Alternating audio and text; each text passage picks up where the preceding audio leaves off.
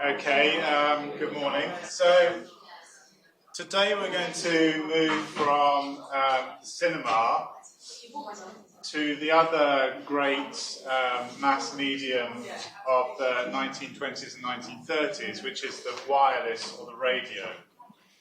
And I think like the cinema and the popular press developing around the same time, radio is central to this new experience of modern life that develops in the early 20th century.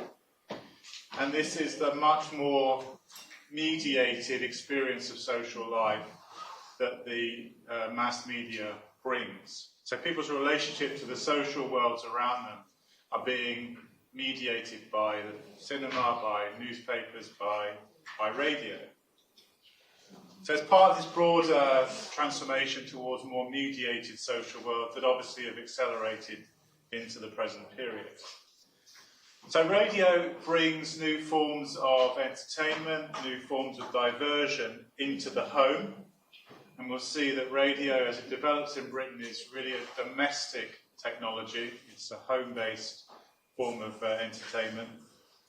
So it brings diversion and entertainment into the home, but it also does something to people's relationship with each other, which is to, I think, strengthen the horizontal bonds of national belonging.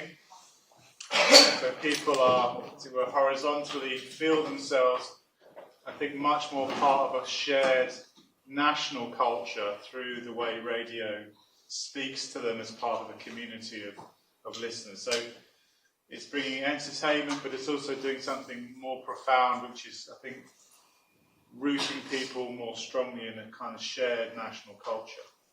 So radio literally links together households as part of this common shared listening experience. And that strengthens the bonds, the horizontal bonds of national belonging. So the first part, I'm going to say something about the early years of radio technology, how it develops and how it begins to be embedded in social life. And then the second half, say something about the rise of radio broadcasting. And to understand how radio develops as a broadcast technology, that story is intimately bound up with one institution in Britain, which is the BBC, which begins life, as we'll see, as the British Broadcasting Company, and then in 1927 becomes the British Broadcasting Corporation. And in that change of terminology is a kind of quite decisive new understanding of what the role of the BBC is. And the heart of that is the idea of public service broadcasting. So radio, as it develops in Britain as a domestic technology, is completely associated by the 1920s with the BBC, and the BBC uses that technology through the idea that it should be a public service. So radio develops as a public service in Britain, and as we'll see, that's very different from what happens in America, where it is a commercial system. So the story of radio is a story of one institution in the UK, that's the BBC, and is profoundly bound up with this idea of radio as a public service broadcasting technology. So, radio in a sense comes out of military technology. It's a kind of military technology in its first social application. But as it becomes sort of spread amongst the civilian population in the early part of the 20th century, it is very much a kind of technology for, not for the mass of the population, but for what you might call radio enthusiasts. So it is linked through magazines like Radio News, Valve Sets, and so on, to a kind of minority of people who are interested in the latest technology. They're amateur radio enthusiasts. This is partly because the early radio sets are quite primitive. You often had to build the radio sets. You'll see that there's a really important feature of early radio is that you have to wear headphones to listen to the radio. There's no speakers on the radio sets. And so the early sets are kind of primitive. You often have to make them. So they're appealing to a minority of people who are kind of geeky, nerdy enthusiasts. Some of the early sets are very simple. So the one that you may have heard of called crystal sets, which you make yourself, and crystal sets use a piece of crystal, a galenium crystal, to which you had to attach something called the cat's whisker, a little piece of kind of stylus. So the cat's whisker and the crystal sets were kind of homemade, simple, primitive radio sets, appealing to this enthusiast market. So the early radio is kind of primitive. It is framed around a kind of technical language for enthusiasts. And at this point, there's very little attention to the kind of content of radio. This is people just listening to whatever they can pick up and sometimes communicating with each other. And it's a technology dominated by, radio buffs or hobby enthusiasts. So a bit like the way cinema starts out as a very peripheral form of entertainment and then becomes a mass phenomenon, radio starts out as a sort of peripheral technology in the early years of the 20th century. However, from quite an early stage, the British state gets involved in radio, that they realise there's something quite important about radio. It has all the potential to be a significant technology. And so as early as 1904, the Wireless Telegraphy Act requires people to have a license for receivers and transmitters. So the receivers are the radio sets in your home, and the transmitters are the capacity to transmit radio signals. So both those things get sort of regulated by the state to make sure that it's kind of properly controlled. And I think what's driving that control, that concern of the state to control radio, is the experience in America. And this becomes clearer into the 1920s, where viewed from this side of the Atlantic, the emerging American radio system, which was fully commercial, was seen to be marked by a kind of chaos, what they called the chaos of the ether. And what they meant by that was that there was no licensing of transmissions or receivers. So I don't know if you understand, but radio signals are broadcast on certain frequencies. So radio stations, if you look at them now, they have a certain frequency, the wavelength of the radio signal. And you need to make sure that those signals don't interrupt each other, don't cancel each other out. And in America, there was no regulation, therefore often transmissions are blocking each other. So the American police force are trying to use radio in their communication. It's getting interrupted by commercial services, kind of using the same wavelength. So this kind of notion of unregulated, kind of Wild West, chaotic development of radio, which the British see as happening in America, they want to avoid that. So this is why increasingly the state is trying to control radio to prevent it developing along the American model and to avoid that American experience.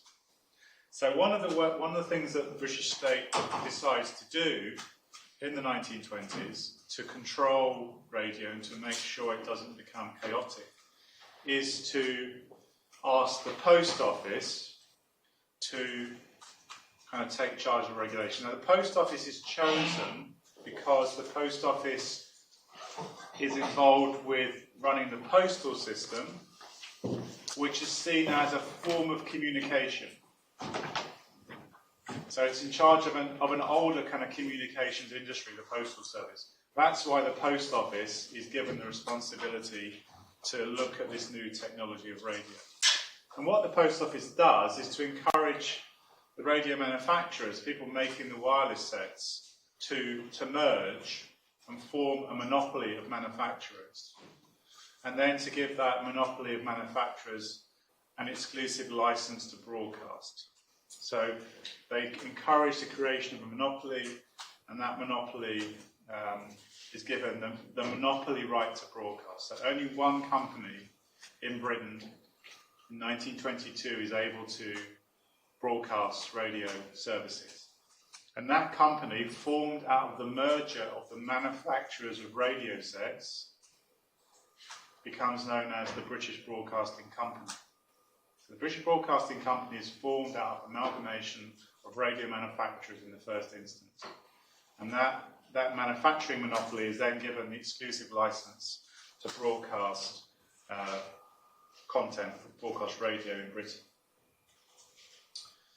Now, when the government, in some sense, pushes the private companies to merge, these are still a private company, the British Broadcasting Company. They do it really to, I suppose, to help consolidate a market for radio receivers and to, as I say, make sure that there's not unregulated and chaotic broadcasting. But at the same time, they also introduced two ideas that have quite long-term implications for British radio. The first is this idea of a monopoly, that there's a monopoly broadcast, so only one company can broadcast. So it's, if you like, people say this is anti-competitive. There's not a kind of free market in radio broadcasting in the same way as, I mean, cinema is a commercial industry. There are lots of cinema chains, different cinema companies, film companies. There's not a monopoly of filmmaking. So in one sense, why is there a monopoly of radio broadcasting? But nonetheless, they think it has to be controlled, so they give it to one company. So monopoly is a key idea. But the other idea, which kind of comes in really without a lot of thinking, is the idea of a license fee.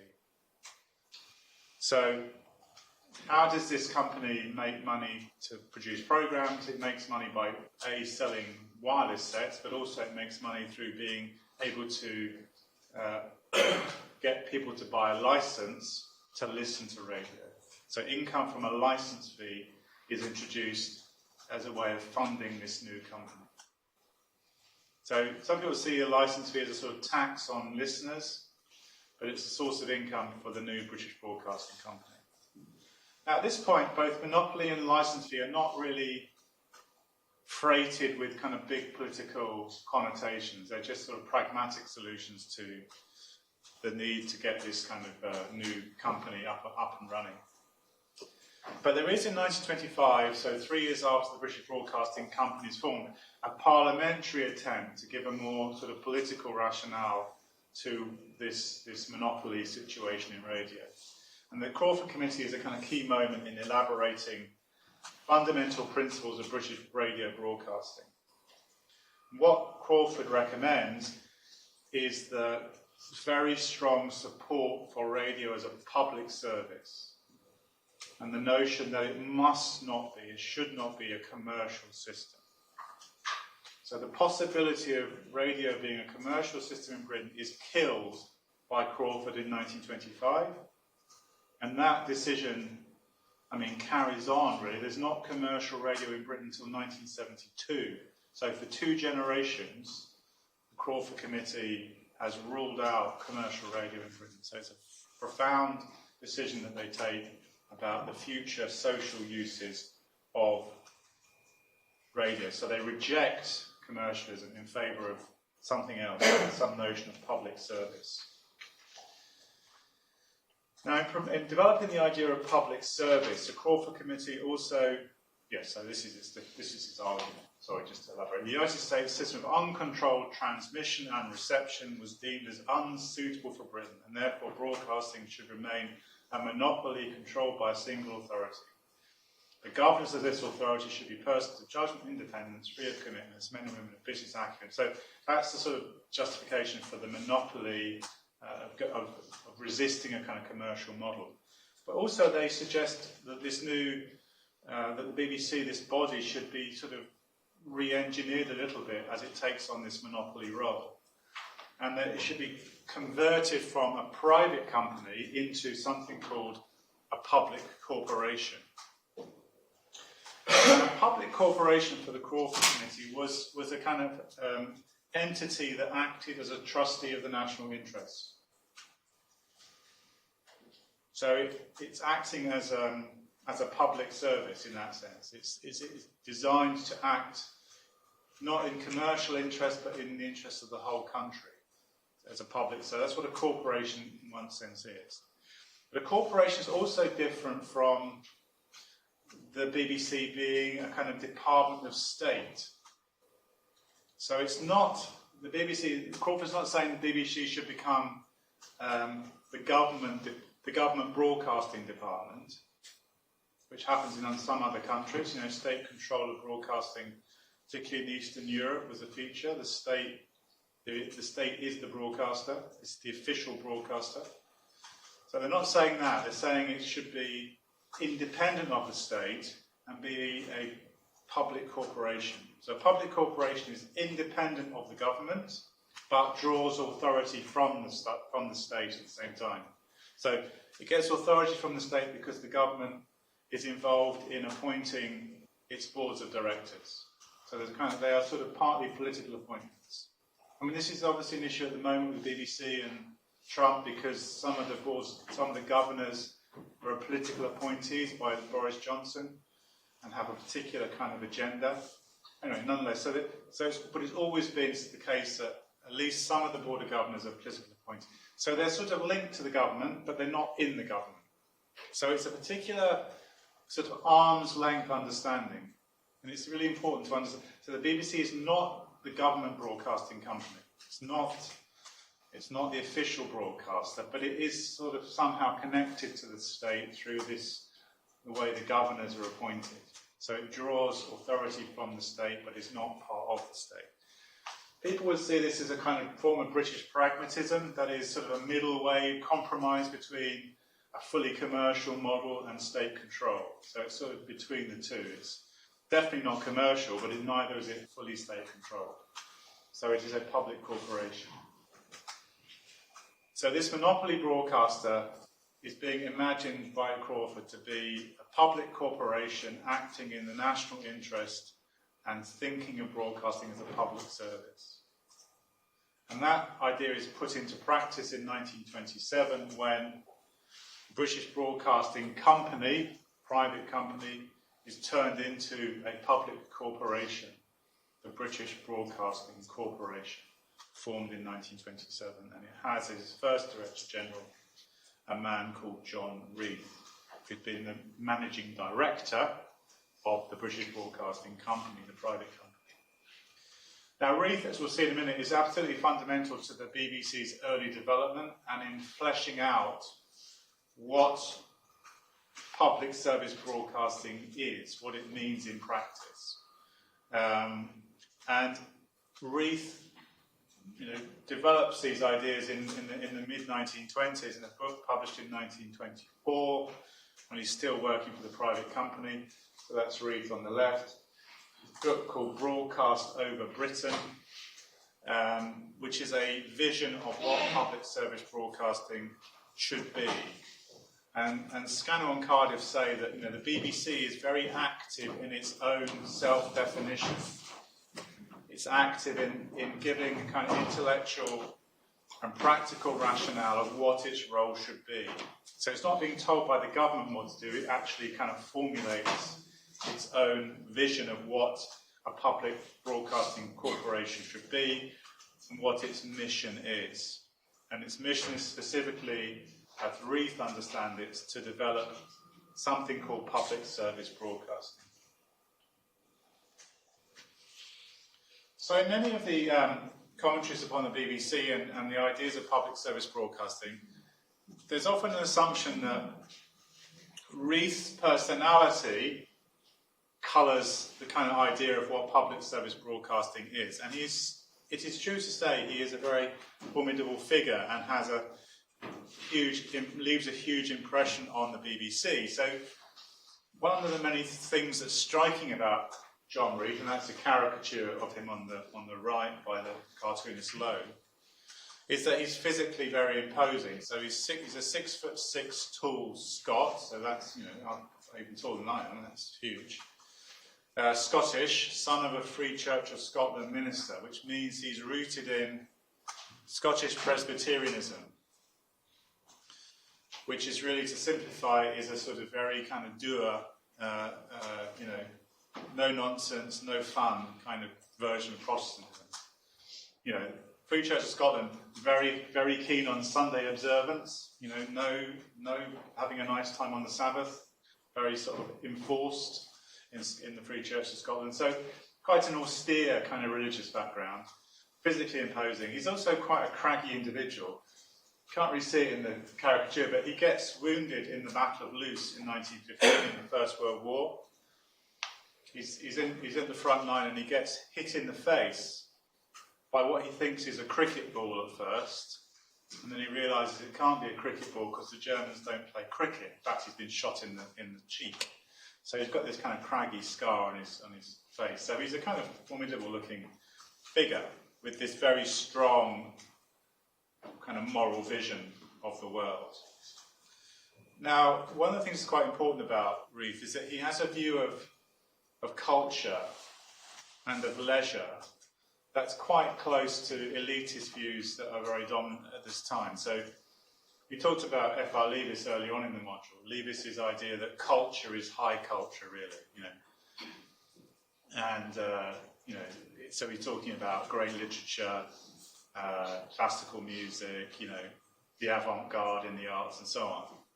And like many other kind of leading cultural figures of this time, Reith shares that rather elitist view of culture. So, good culture, high culture. And that, I think, is something he takes into the BBC. So one of the things we'll see in a minute is that what the BBC should be doing is, in some sense, bringing elite forms of culture to a kind of mass audience. So, in Broadcast Over Britain and through his sort of personality and his own values, Reith, I think, shapes BBC's ideas of public service. And if one was to sort of try and extract what they are, that one might say there were two pillars, the twin pillars of public service broadcasting as they are elaborated by Reith and others in the early BBC. And these twin pillars are the idea that broadcasting should be an institution that's involved in cultural enlightenment, which you might say it's about raising cultural standards of the population, essentially bringing the best culture to the mass of the public so that their cultural standards are lifted, are raised, that they become more culturally enlightened, educated, if you like. So that's one pillar, and I'll say a bit more about that. That's one, and then the second pillar of public service broadcasting is creating an informed democracy, making better and truer citizens. And this is where Reith has an optimistic view of mass communication technology. For Leavis, mass communication is necessarily about lowering cultural standards. And by definition, it's about the lowest common denominator. But Reith is more optimistic, so it can both raise cultural standards and also it can do something to make better citizens. It can make people more engaged, more informed, more educated, more able to shape a kind of an informed democracy, and it kind of creates a kind of new democratic culture. The crucial thing to remember is the BBC is formed in 1922 and then, as a corporation in 1927. 1927 is, only a few years after the Representation of the People Act 1918, which creates mass democracy. So mass democracy and the BBC are born at the same time. And the BBC sees itself as playing a role in making sure that mass democracy works in Britain by creating an electorate, essentially, that is able to be responsible and discharge their democratic role effectively and so on. So those are the two twin pillars: creating an enlightened, raising cultural standards, cultural enlightenment, and creating an informed democracy. So let me just sort of say a bit more about both of those ideas. So I think, drawing on a sort of Leavisite view of culture, I think Reith sees the BBC as having access to and therefore being required to disseminate to a mass public information, education and entertainment. And this becomes the BBC's sort of mission statement from very early on, that its role is to draw upon all the wealth of human knowledge and culture and science and philosophy and information, so make that available to a mass public. So its role is to inform them about those cultures, about that culture, to educate them and then hopefully entertain them. People have always said there's a sort of hierarchy in those three words for the BBC. Inform first, educate second, and then, if you've got time, entertainment. So entertainment is definitely the sort of third term in that trinity of terms. So to take all the kind of culture of the world and make it available to a mass audience. In the process, it was very important for Reith and the early BBC that the people listening in on the radio to this kind of culture should be, and this is a key phrase, actively listening. The BBC wanted to create active listeners to radio. Did not want it to be about passive distraction. So the idea which we probably all do now, which is to have radio in the background, a sort of background noise. That's completely the wrong way to use radio for Reith. You've got to actively listen. You've got to really concentrate. You shouldn't just let it kind of wash over you as a sort of background distraction. You've got to be actively listening. So constructing ideas about the way you should listen to radio are part of this idea of public service broadcasting. And of course, in offering people access to improving kinds of culture, the BBC's vision of public service is aggressively anti-commercial. This is very different from entrepreneurs like Dr. Blackpool and Billy Holland. Billy Holland, when he takes over the Windsor Gardens in Blackpool, says, give people what they want. This is commercial populism. Give people what they want. Pander to their tastes. Give them things that they like already. The BBC sets itself against that. It's not about giving people what they want. It's about giving people things that will raise their cultural standards, that they might not think they liked, but they should be exposed to this stuff because it is sort of good for them. And that means also you also run and support program content that might not be popular, that doesn't get many listeners, but it's very important that you make it available. Of course, the BBC can do that because it's not a commercial organisation. It has a licence fee, which is sort of guaranteed income. It doesn't have to get money on the basis of popularity of programmes in a way that commercial radio would. So, cultural enlightenment is one of the big pillars and fundamental characteristics of the BBC. And those ideals, I think, are carried in the fledgling broadcasting service by a number of departments in the BBC. Perhaps one of the most important is the talks department. So the talks department really is seen by the BBC as a very important vehicle for these public service ideas of raising cultural standards. So through the talks department, you bring access to, the best culture. And people have argued, like Le Mayhew, that this idea of the talks department and it being a kind of public service vehicle was sort of permeated by middle-class ideas that life was a kind of permanent exercise in self-improvement. So this is a strong idea of middle-class leisure culture that you need. This is sort of useful leisure. You've got to see life as an exercise in continuing to educate yourself and improve yourself.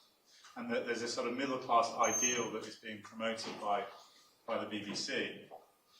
And in a sort of letter to the Radio Times in 1930, you get a sense of the sort of, in one sense, the sort of slightly absurd nature of that whole commitment to lifelong kind of self-improvement. So this is a man writing about the recent sort of series of talks on the BBC. And he says, we've learned how bats sleep, where paper mache comes from, The Common Faults in Humming, and The Secrets of Sardine Tinning. So these are sort of pretty esoteric and slightly banal kinds of knowledge, but it's about this sort of notion of learning. Learning education is really important, that you're learning about the world through the... I think it's deliberately being a bit absurd, this letter, but you get the point that it's... and he goes on to say, in relation to these recent talks, no one pretends that acquiring information is particularly pleasant, any more than physical jokes, physical exercise is particularly pleasant. In other words, it's a sort of, you have to kind of grit your teeth and get through these programs, but it's basically good for you, even if it's not that interesting or entertaining. So it's just kind of making sure you're sort of educating yourself, even if it's not the most fun to be had while you're listening to programs about where paper mache comes from or secrets of sardine tinning. So the talks department is very important in this idea of educating the public, even if this is a slightly sort of, through gritted teeth and suffering a bit. The other department that's very important to public service is music broadcasting. The BBC in the 1920s and 30s has a very particular understanding of what music is. So, a number of popular forms of music are deemed by the BBC to be not music. In other words, not worthy of broadcasting on the BBC. And this includes dance bands, cinema organs, operetta, and musical reviews. These don't pass the test for the BBC of being proper music, so they don't broadcast them. Music for the BBC is really symphonic music, classical music, chamber music, opera, and the contemporary avant-garde. Those are proper kinds of music because they are suitably complex, sophisticated, and culturally improving. And the BBC is very committed to broadcasting classical music. It makes up about a third of the total broadcast hours, which doesn't sound a lot, but it's quite a big chunk of its whole broadcasting output in the 1920s and 30s. And it's not just that it's quite a high proportion overall, but it gives classical music broadcasts this sort of prime listening hours. So the national programme, which we'll see next time, was the main BBC service. It has two programmes, the national programme and the regional programme. The national programme, the main channel, that broadcasts classical music in prime time listening hours in weekday evenings. So between 8 o'clock and 10 o'clock at night, turn on your radio, what you're going to get is classical music. So it's occupying this privileged position in the schedule. And then it also, certainly until 1936, it broadcast the full 6-week prom concerts from the Royal Albert Hall every night, 6 weeks. So all of this is from July to September. Every night is the prom. So these, the proms, the prom concert. So these are BBC Promenade concerts. So it's a series of live classical music from the Royal Albert Hall in South Kensington in London. So it's given a huge sort of platform by the BBC. BBC Radio 3 still broadcasts every prom concert through July to September. But it's very important culturally for the BBC. This is bringing the kind of best classical music to the public. So symphonic music, the tradition really of Western classical music, particularly the German, French traditions, really central. It's good music and it's good for people, even if they don't like it, it's good for them. There was a little bit of dance music that came in the late 30s, but that was like after 10:30 at night, so it's like in the sort of wee hours of the schedule. It's been pushed to the edges. Reith is quite hostile to jazz, which is a kind of popular form that's developing. Thinks jazz is degrading music. And his dislike of jazz is part of this anti-Americanism within the BBC. The BBC's idea of public service broadcasting is absolutely defined against and sort of obsessed with being the opposite of American broadcasting, American culture. So the BBC is all the time contrasting itself with American broadcasting.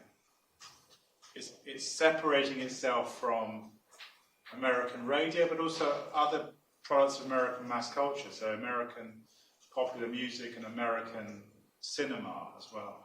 So the BBC thinks of itself as a bulwark against American sight, sounds and ideas. And the sort of a BBC insider says, the BBC offers a model of the correct use of the new medium, radio, besides which American practice must be judged inferior. So there's a kind of very strong culture in the BBC which is always trying to be the opposite, the antithesis, the resistance point to America's growing cultural influence in Europe.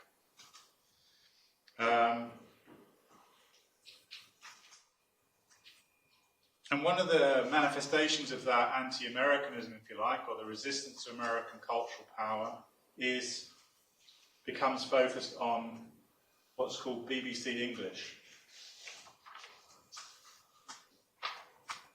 BBC English, which is codified by the BBC, which is the spoken English used by BBC radio announcers. There's a whole kind of book of how to pronounce English words. That was designed to protect spoken English from Americanisms, from American slang and American terminology, which people are getting in the movies. So it's a kind of, again, the way in which the language, the spoken language of the BBC is codified as a kind of, there is literally a book, how you pronounce words, is designed to be the sort of sonic resistance to Americanism, to defend English speech. I mean, it's a particular kind of English. People say it's a bit middle-class home counties, but nonetheless, its key point is to be, well, you'll see, it's supposed to be cultivated and sophisticated and not popular in the American sense. So the BBC is a kind of institution that is profoundly defined against America.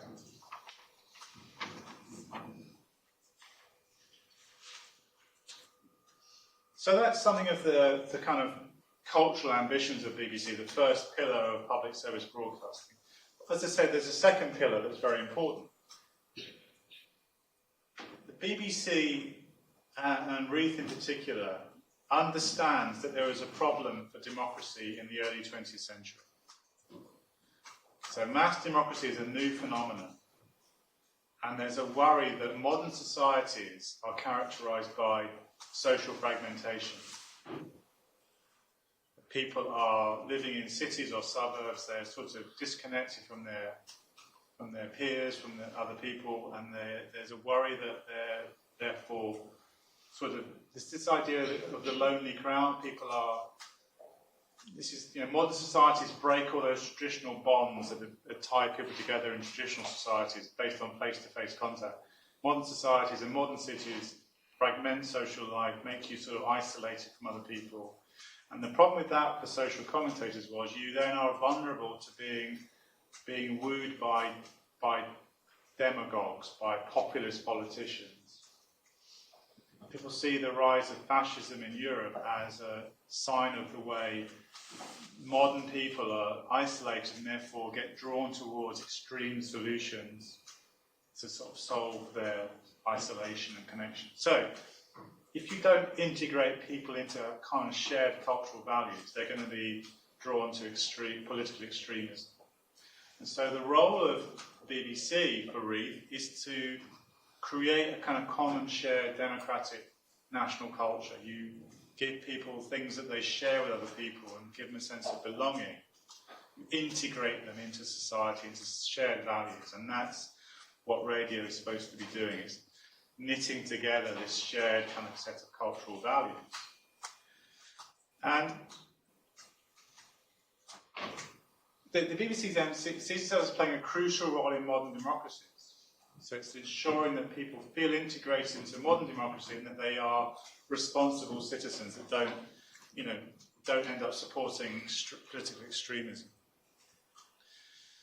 But how the BBC thinks about the democracy is very, very particular. It doesn't think of it as a sort of mass of individuals that it's trying to integrate. It thinks about democracy and its sort of listening public as a nation of families listening in. So it thinks about its audience, the audience for radio, as a national audience, but this is a home-based audience. And the aim of the BBC was to create happier homes, a broader culture, and truer citizenship. So democracy, as the BBC thinks of it, is not a mass of individuals, but it's a sort of a group of a nation of families listening into the BBC and being integrated into society through the airways, through radio. So it speaks to the nation, that's the point, speaking to the nation in the national interest, and thinks of the nation as this community of listeners based in families, based in households. Of the two programmes that the BBC develops in the 1920s and early 30s, you've got the national programme and the regional programme. And it means the national programme is the one that's prioritised by the BBC because it wants to create this shared sense of national belonging, it wants to build a kind of shared national culture.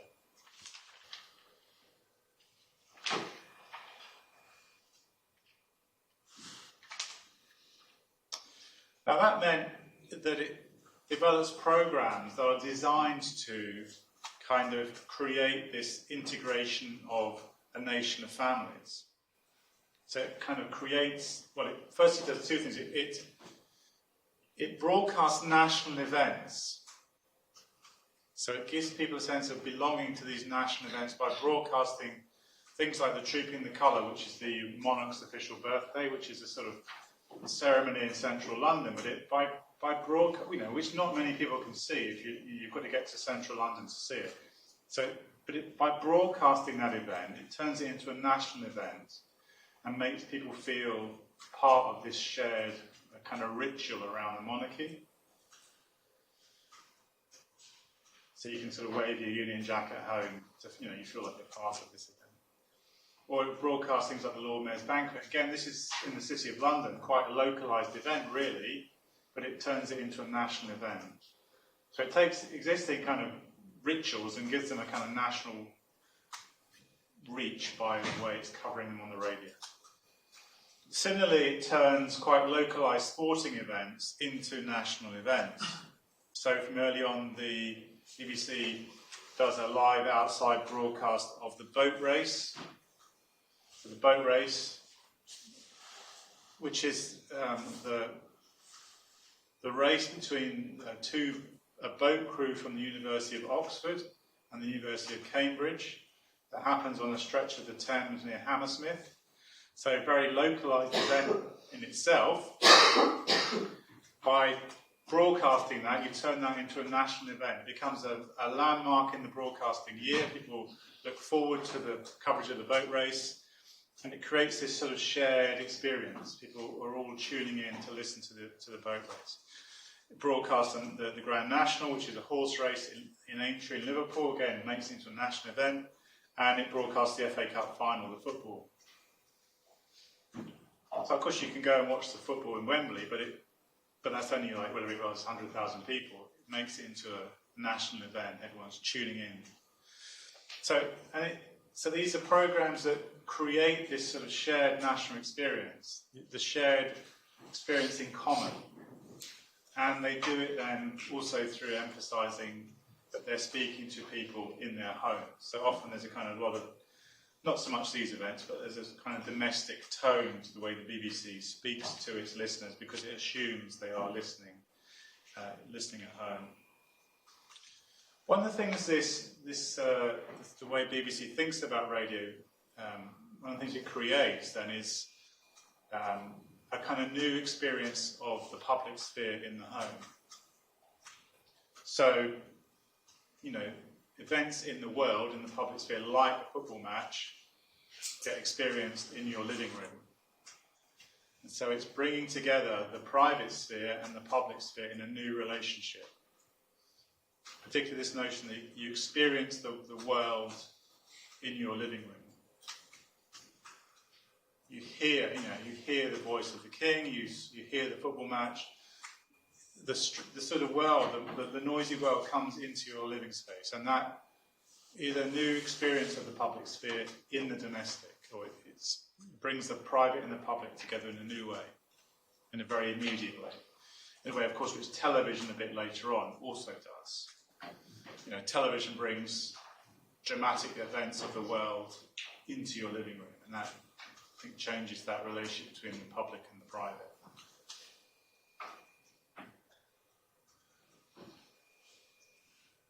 So you have this strong idea that the radio is about integrating a nation of families listening into a shared common national culture.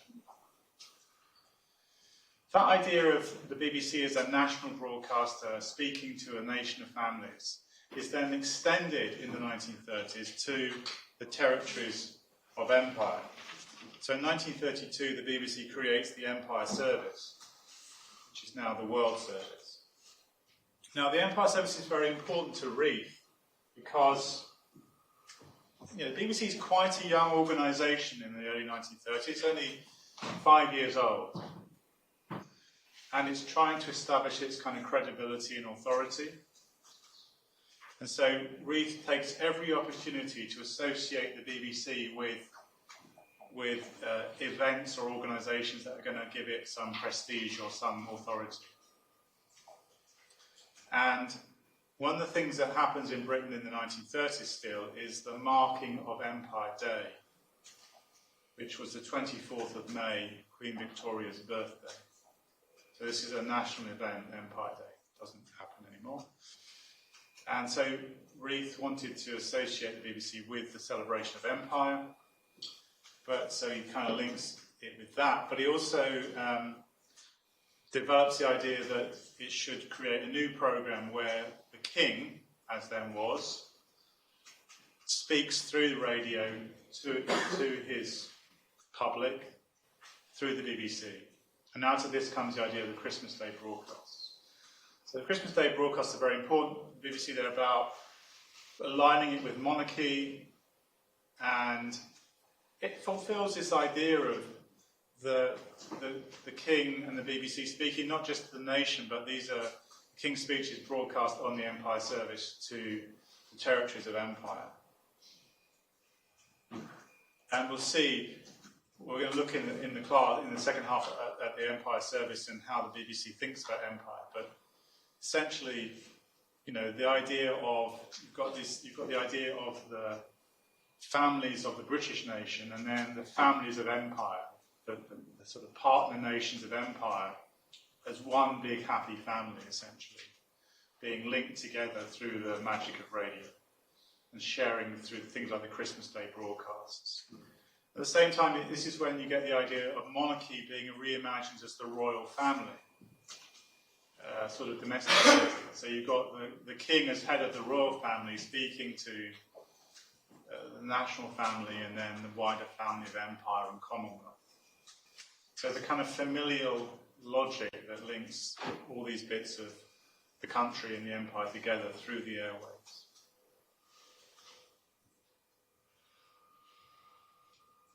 And one of the things then that ties together this shared sense of community, if you like, and belonging, is the symbolic power of Big Ben. So Big Ben is the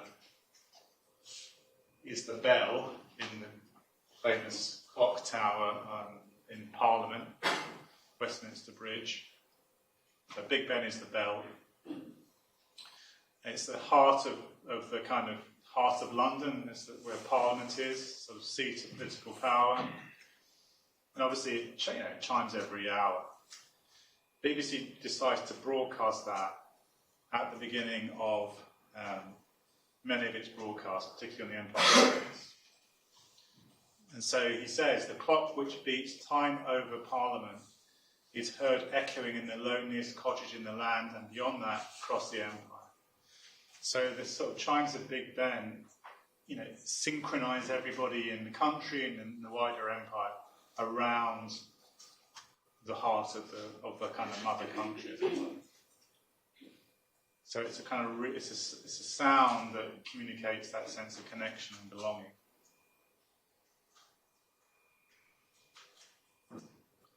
So the Empire Service is about linking together the families of Empire and Commonwealth. It's a sort of part of the cultural project of British imperialism in that sense.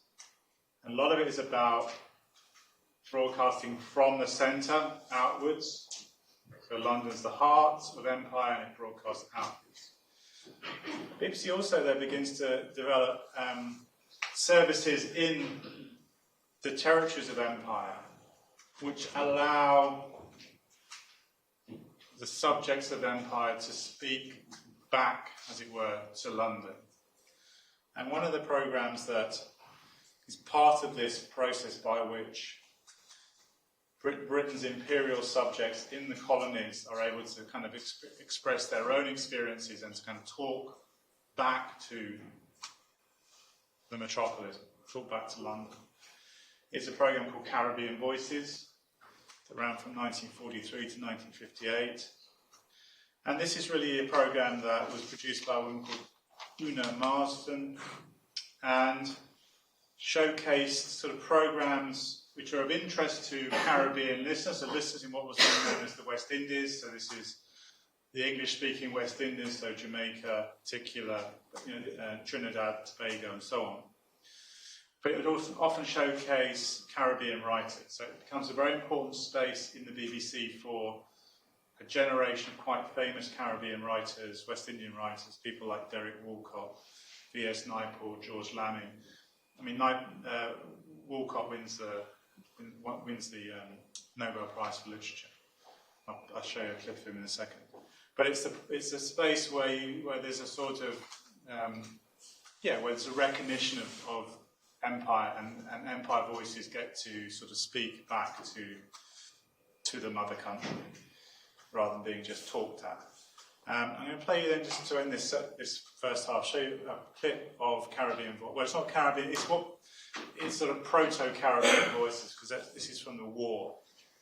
And you'll see Una Marsden introducing a series of West Indian guests talking about their wartime experience. Obviously, the British colonies in the Caribbean play a kind of significant role in the Second World War in terms of enlisting in the support of the European war.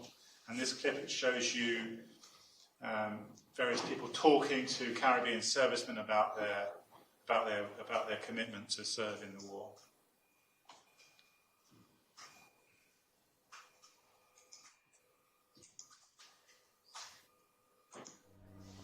Every one of these people gathered together in this studio is a West Indian. Every one has come across 4,000 miles of ocean from that great bay in the Atlantic which lies between North and South America, the Caribbean Sea. They have come from the long chain of islands which stretches from the Bahamas in the north right round to Trinidad. They call themselves West Indians, but they are of a dozen different races, descendants of the British and French and Spanish adventurers who opened up the New World, of the African slaves who were brought across to work on the sugar plantations, of Chinese shopkeepers, of Hindus and Muslims from India. Today, West Indians have common citizenship and common cause with us, and they have come over to help us. Each week, some of them broadcast messages home to their families in the West Indies, but this evening they are broadcasting to Britain.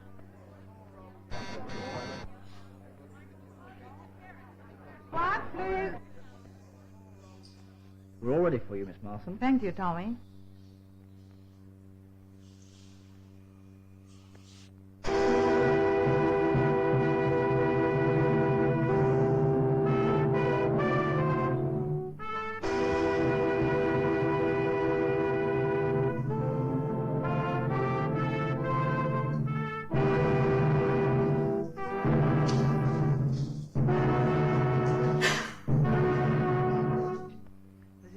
Boston introducing West Indians in Britain. First of all, here is Larry Constantine, the world-famous cricketer. Larry used to be just a summer visitor, but when the war began, he became a welfare officer to the Ministry of Labor. Hello, everybody. This is Larry Constantine. I'd like to say a few words about the many hundreds of West Indians who have come over here to help on the factory front. Here in a training center in the north of England are 82 of them. People from all walks of life, including doctors, lawyers, reporters from the West Indies. They're being taught side by side with Englishmen and women to operate all the latest types of machinery. In 16 weeks, they must know how to read blueprints, micrometers, slide rules, to set up and operate lathes, capstans, drills, and grinders. When their training is complete, they will go to aircraft or ordnance factories or machine shops. There are also others from several West Indian islands who volunteered and were chosen for their skill, and on arrival were immediately introduced into production in the united effort to beat Hitler and his gang. War is in the air, all West Indians will do their share. That is why they came, and not seeking glory or fame. They will fight, fight for victory, let us raise a cheer. They will fight, fight and never fear, victory is near. March, march, march to victory, march, march, march to victory. We fight land, sea and in the air, on to victory.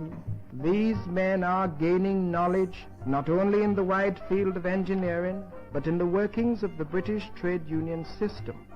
Also, they are getting together with English workers in the factories. And this will mean a lot during Reconstruction after the war, when plans for a new era of life in the West Indies must be put into effect. March, march, march to victory, fight for land and sea and in the air, on to victory. Thank you, Larry. And now I'm going to ask Flying Officer Ulrich Cross to speak for West Indians in the services. Ulrich is a navigator in one of our own bomber squadrons. Well, it's a job to know where to start. There are so many of us doing so many different things. In the Army, the Navy, the Air Force, in Air Sea Rescue and the Marines. In the Wrens, the ATS, the WAF, and the nursing services. If I could navigate you on a magic carpet, we'd find West Indians at their stations all over the country, and in lots of other places which I'm not allowed to mention.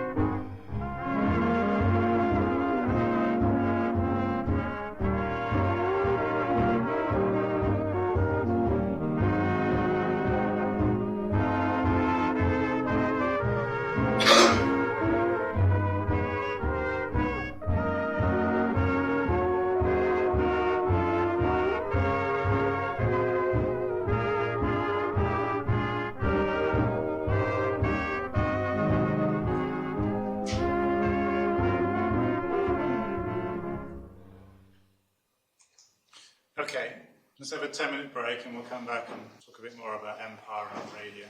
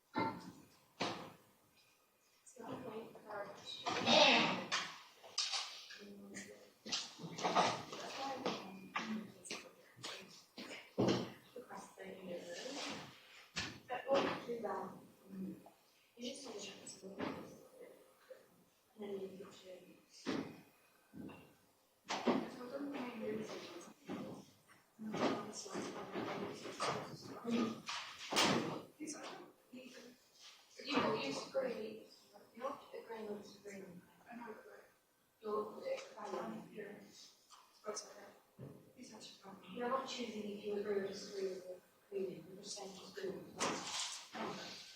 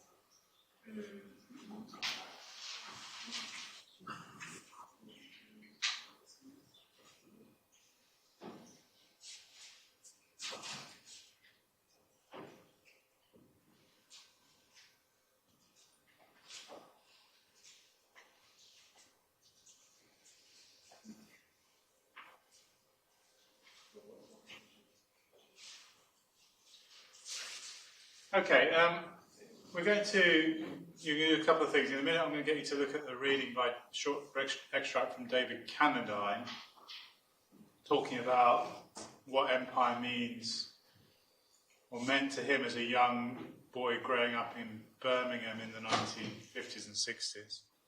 And it speaks to a kind of dominant narrative about empire in the UK.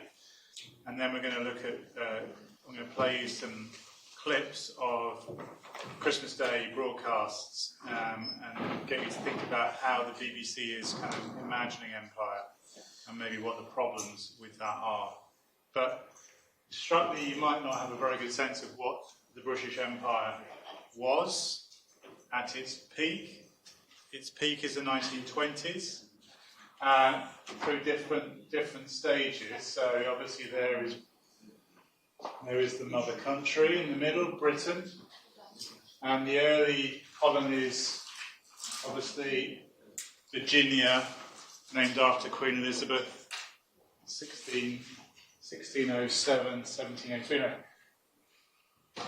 Large territory, about a quarter of the world's population, 25% of the world's population, British subjects in the 1920s, so huge populations.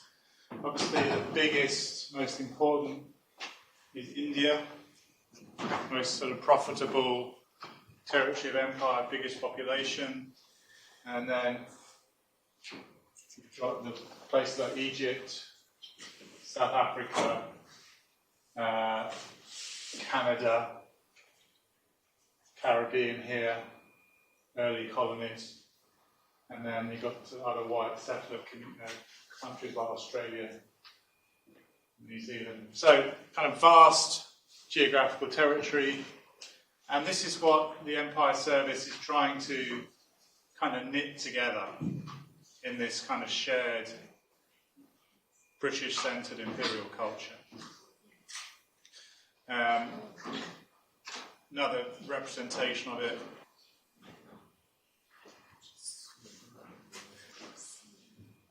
How much is left? How much is that left now? Any of it left? Not very much. I mean, it could be controversial and say, I mean, the Falkland Islands are still British. Obviously, Hong Kong used to be British, it's now Chinese. So, bits. I think Belize is still British, but basically it's all gone. It's all gone by the late 1960s. Kind of a rapid process. We'll look at this in the next term, decolonisation. Anyway. So the question is, how do the British think about empire in the post-war period as it's kind of still important but sort of declining? So BBC is part of the way they think about it and through this empire service. But I want you to have a look then at the piece by Canadyne, which is on the Moodle page. So Empire and I, if you can have a look at that. Have a quick read through that. I'll give you about 10 minutes to do that and to think about really what's the sort of dominant narrative of empire in Britain in the post-war period. So how is empire imagined? So 10 minutes, and I'll get you to, if you can sort of write your thoughts down on the so, yeah. 10 seconds.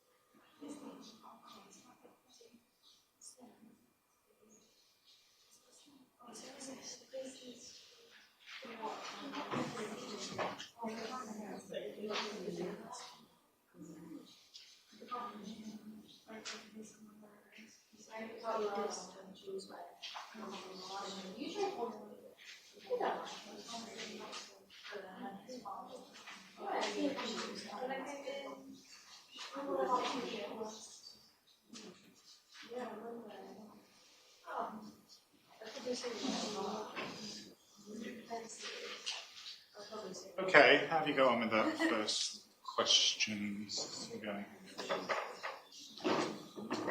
Right.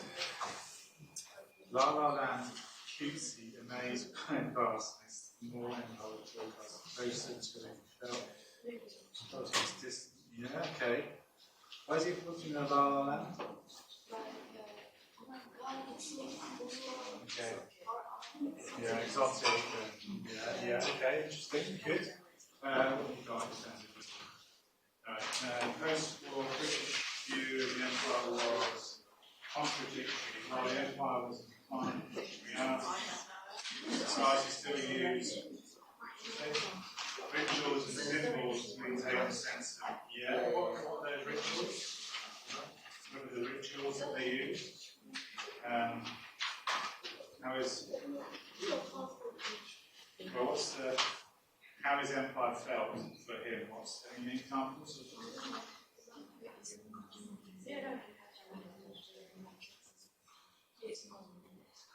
No, okay, then we'll come back to you. What have we got?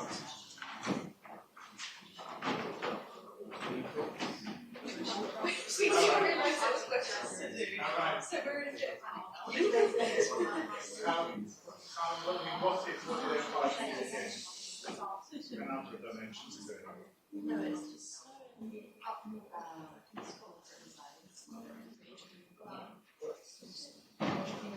something brings the empire close to home to him. How is empire bringing you into your daily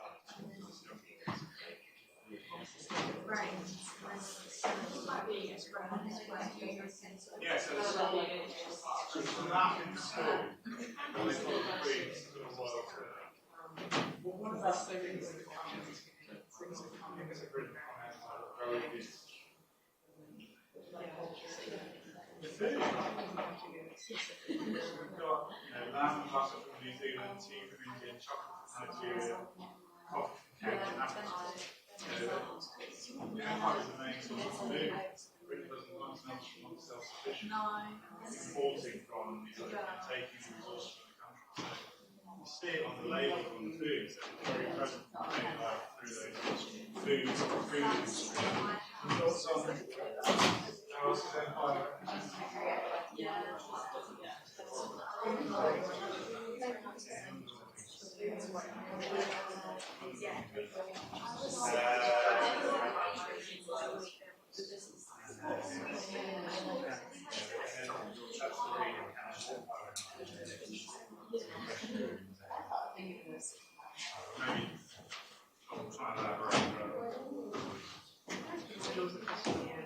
I think that just to sort of summarise it, because obviously it's not long. Oh, did you get any thoughts?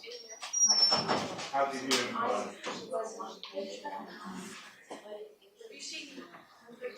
I'm going to summarise this for you. Look, he's a young boy. He's never been to empire, right? But it's present, and he has a view of it because you've got the map in the school, and they're following the Queen's progress. He says the way that the British press reports on news in the so-called White Dominion, so in Canada, Australia, New Zealand, South Africa, they write about those countries as if they're very close to Britain.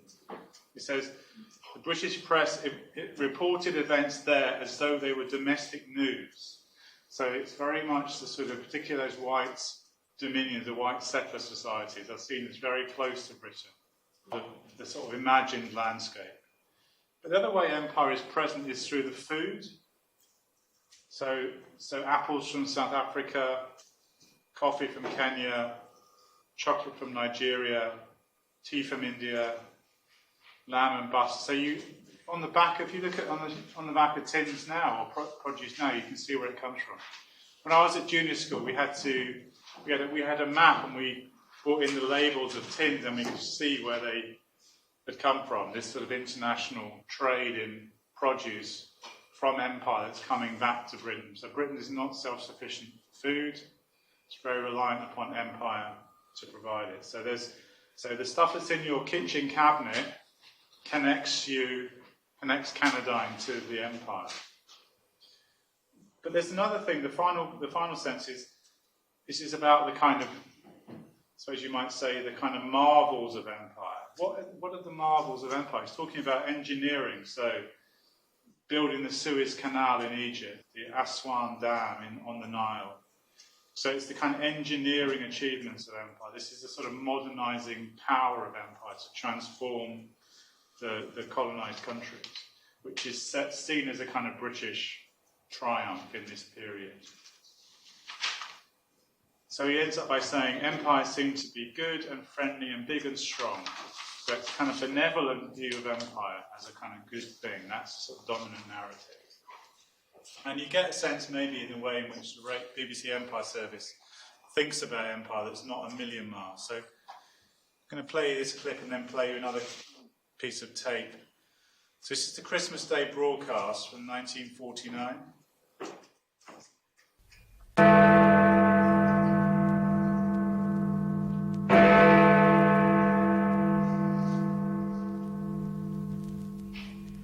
This is London calling the world.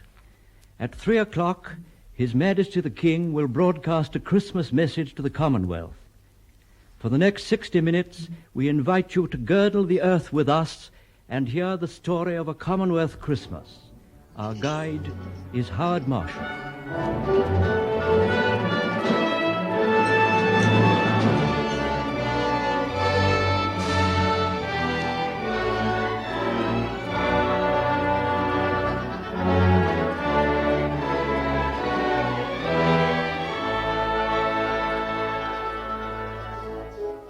Greetings to all our listeners, wherever they may be.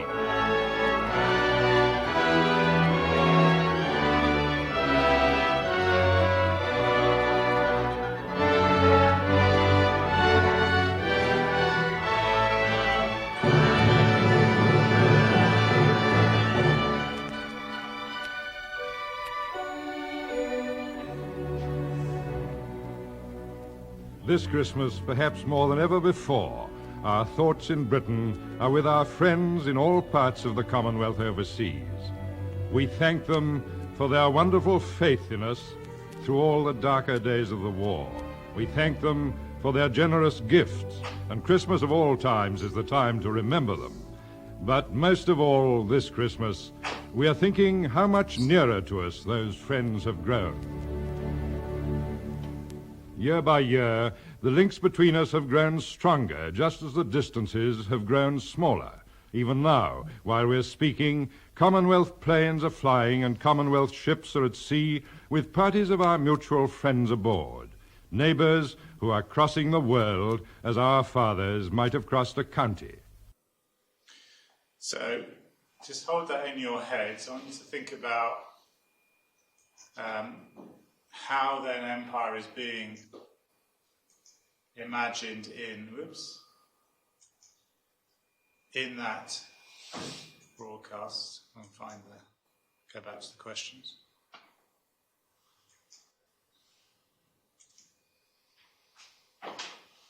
So how do these how does that broadcast represent the empire and the BBC's role in it? And then what are the problems with that? And just to underline that, I'm going to play you a little clip of some of the Christmas Day broadcasts. And so think about how the BBC is playing this role in the Empire Service and how it represents empire. What does it say about the meaning of empire?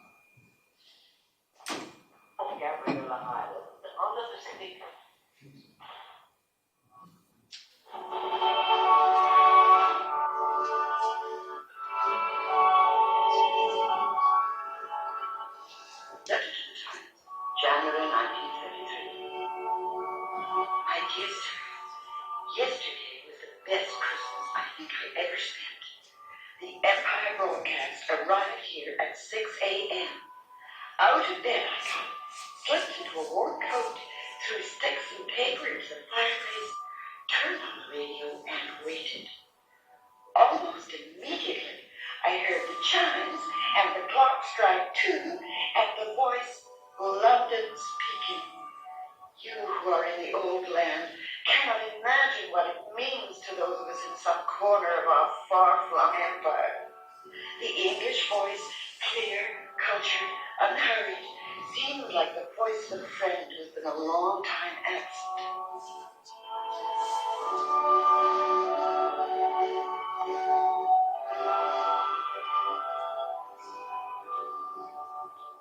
As we pass our greeting round the world, the peoples of our partner nations are gathered by their radios for the King's message.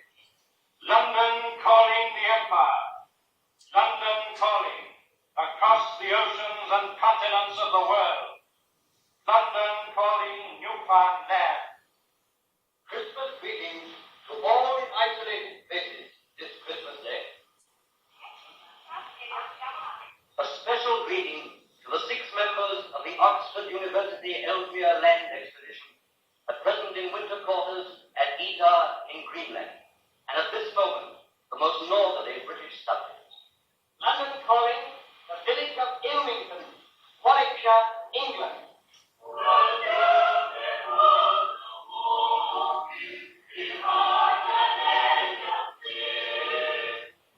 The broadcast went westward round the empire. One of its recurring themes was villaging, an idyllic realm brimful with milk, honey, harvest suppers, and selfless ladies from the women's institute, and at Christmas a repository of tranquility and goodwill. At our beautiful old church, village bell ringers are ringing out our Christmas peal as they've done from time immemorial. We hope as you hear these ancient chimes, you'll think of them as a greeting and as a message of goodwill to you all from the English countryside. We carry on with the old customs very much as we've always done. We've still got our mistletoe and our holly and our revelry and our carols. We're singing one now. This old English Christmas of ours is perhaps the strongest tie we have between us and the Empire. And we like to think that this is a link with you which the years will never change.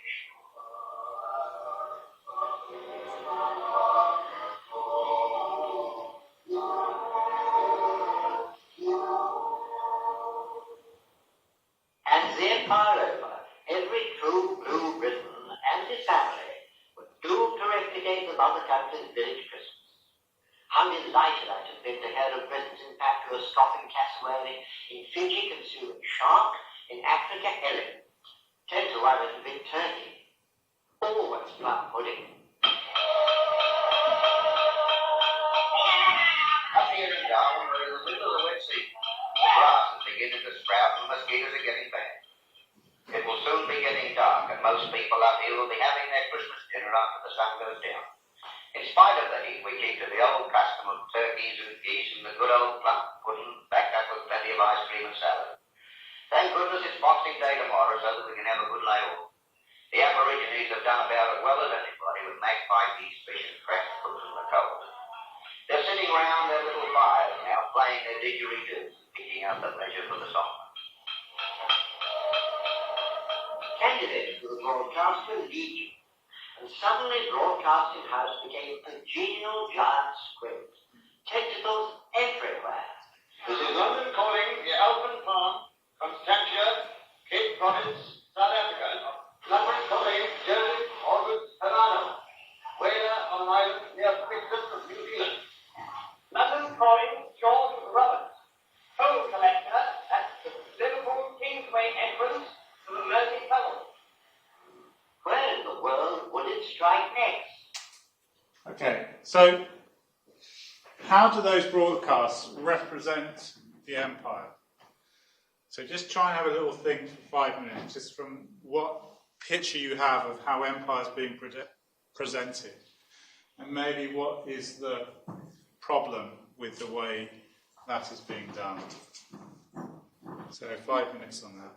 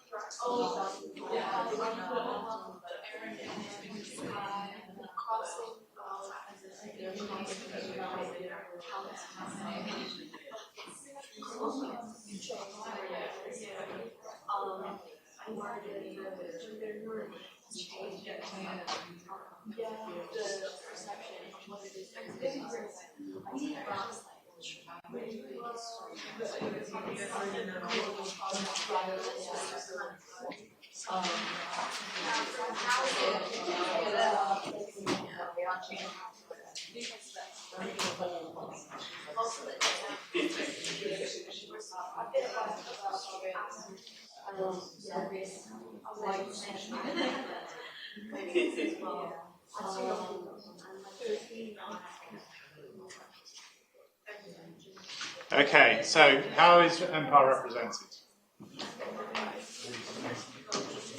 How is what is the view of empire?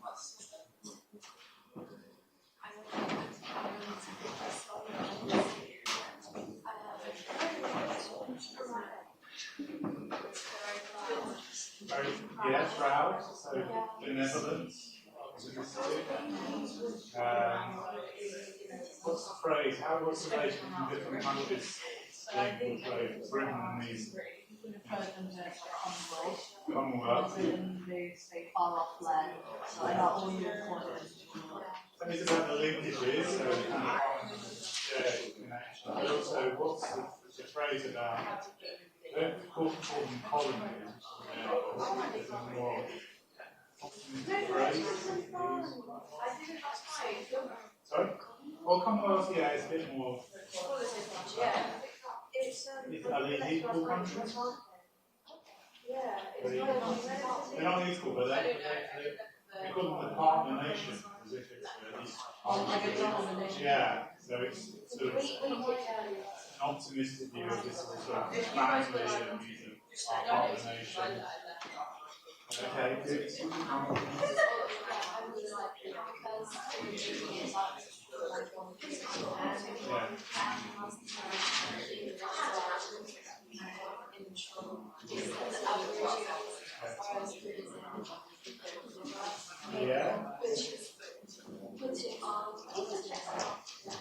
Yeah, so everyone has to do what? Have an English Christmas. So that idea of Village England and English Christmas gets distorted. So you live in I mean, average is having slightly different food, but even they're being co-opted to an English Christmas. Culture norm.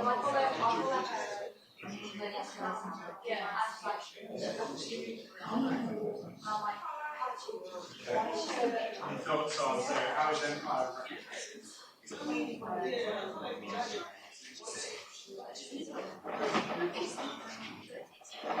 yeah, so the Scandinavia United is really imperial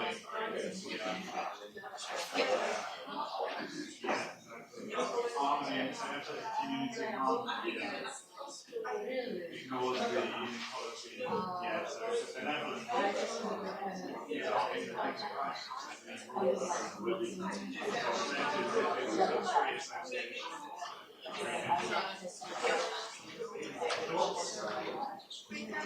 Yeah. Yeah.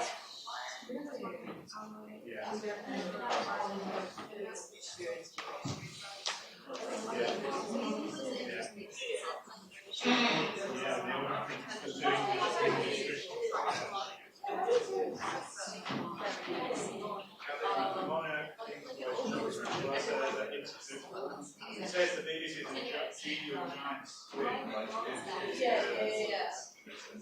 Everyone has to then do an English Christmas Eve. So this is also like partner nations, associations, they're colonised, they're ruled by yeah, it's now a relationship as well.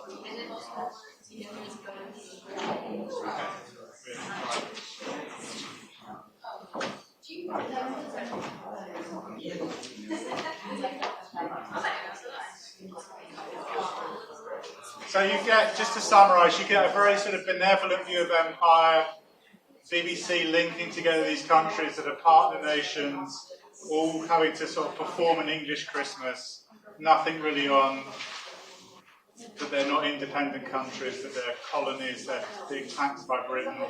So the power relations disappear really in this benevolent view of empire.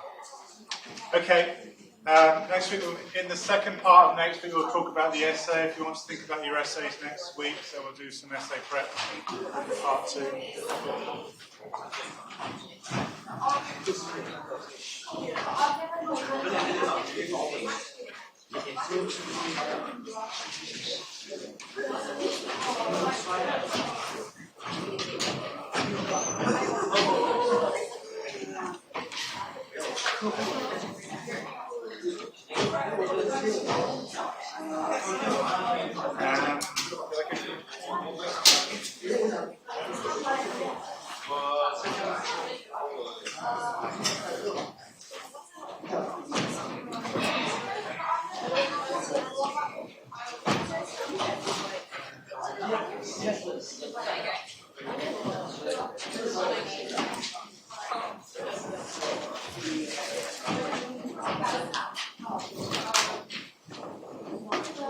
So I'm seeing you've got one. Okay, yeah, do it now. You know where the social of the office is, in the 6th floor? It's on that level there. If it's interesting, I'll Yeah. Yeah. Yes.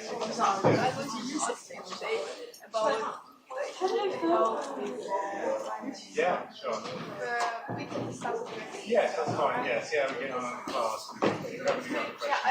Because I already have kind of maybe essay about the email because I was doing research during my first year and I have so many insights which are really like related to the topic. Yes, so I wanted to discuss yeah. this new way.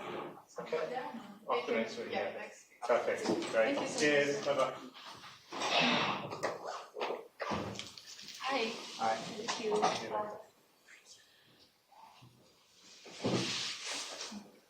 So, right. Yeah,